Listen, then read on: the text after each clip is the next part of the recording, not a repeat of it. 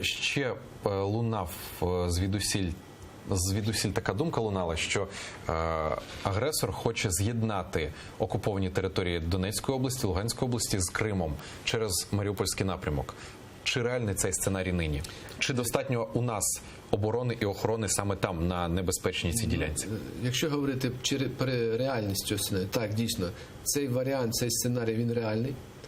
І цей сценарій Російська Федерація теж не полишала з початку агресії. Якщо ви пам'ятаєте, це був проєкт «Новоросія», який саме передбачав створення таких територій, окупованих територій або самопроголошених територій на сході України, на півдні України. Після окупації Криму було багато зусиль Російської Федерації для того, щоб зробити сухопутний коридор з території Російської Федерації до Криму.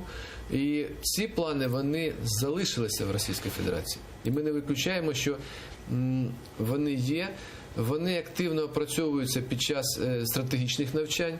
І Головне управління розвідки Міністерства оборони, воно дійсно має докази, що ці питання під час навчань і в 2016-2017 році Російською Федерацією відпрацьовувалися на практиці на цих територіях.